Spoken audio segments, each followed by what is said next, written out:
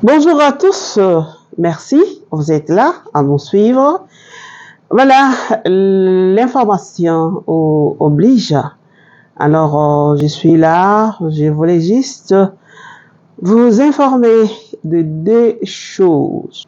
Donc, premièrement, je vais vous lire d'abord la déclaration du caucus des députés nationaux catholiques relative à la lettre du procureur général près de la Cour de cassation au procureur général près de la Cour d'appel de Kinshasa Matete.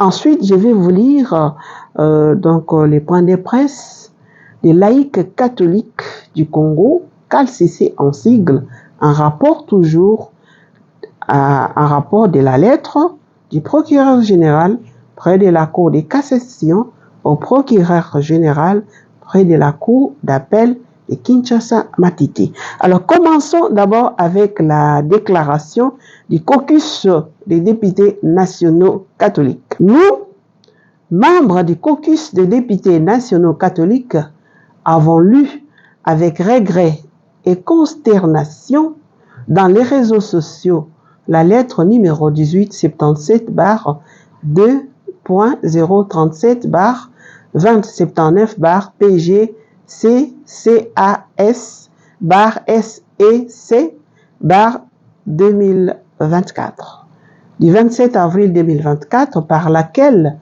le procureur général près de la Cour de cassation donne instruction au procureur général près la Cour d'appel de Kinshasa Matete d'ouvrir une action pénale contre le cardinal Fridolin Ambongo, archevêque de Kinshasa, pour des faits qualifiés de séditieux. Au regard du caractère virulent du contenu de la dite lettre, il nous est un devoir, en tant qu'élus légitimes du peuple, promouvant l'unité et la cohésion nationale, de rappeler au procureur général près la Cour de cassation l'obligation de se soumettre aux procédures qu'imposent les traités et accords signés entre la République démocratique du Congo et l'État étranger, notamment ici les Saint-Sièges. Que le but ultime de la justice dans un contexte de civilisation citoyenne et de consolidation démocratique est de maintenir et affermir la paix sociale, facteur du développement économique. Que son initiative ne doit pas être de nature à troubler davantage l'ordre public au risque de créer plusieurs conflits et fronts additionnels sur le territoire national. Son devoir de se rassurer de l'opportunité de poursuites envisagées. En effet, le procureur général près la Cour de cassation, initiateur de la lettre, se souviendra toujours de ses instructions contenues dans une requête adressée au chef des parquets selon lesquelles ces derniers sont tenus de mesurer l'impact qui pourrait occasionner toute poursuite judiciaire, mais de s'abstenir si celle-ci est de nature à aggraver les désordres sociaux et sécuritaires.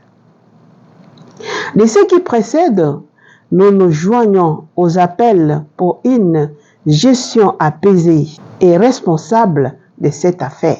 Plus largement, nous encourageons les autorités à privilégier les dialogues ainsi que la cohésion et l'unité nationale à l'instar de nos pères de l'indépendance ainsi de cette lutte démocratique et l'émancipation telles que Kimpa Vita, Simon Kimbangu, Patrice Emery Lumumba, Laurent Désiré Kabila, Étienne Tshisekedi, avec un seul but ultime, protéger le peuple congolais et l'intégrité territoriale du pays.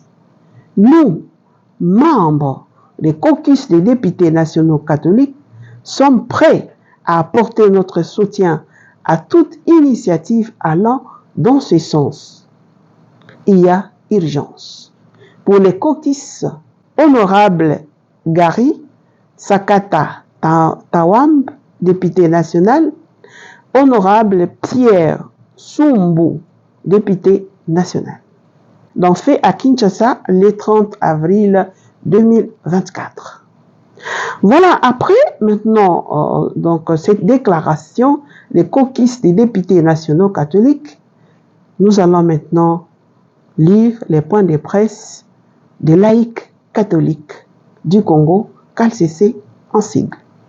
Nous, fidèles laïcs catholiques, membres du mouvement, groupes et associations réunis au sein du Conseil de l'apostolat des laïcs catholiques du Congo, CALCC en sigle, sommes informés de la poursuite judiciaire initiée contre son éminence Fridolin Cardinal Ambongo Besungu, prélat catholique de notre pays et archevêque de Kinshasa, par le procureur général du parquet près de la cour d'appel de Matete sur instruction du procureur général près des cours de cassation à travers sa lettre numéro 1877-D.037-PGCCAS-SEC-2024 du 27 avril 2024.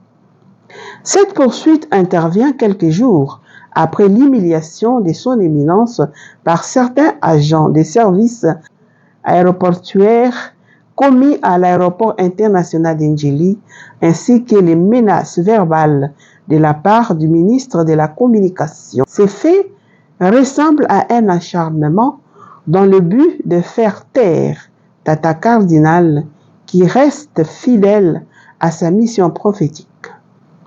De même, dans cette procédure, l'accord cadre signé entre notre pays et les Saint-Sièges astreignant les parties à des mécanismes de collaboration étroite aurait été ignoré.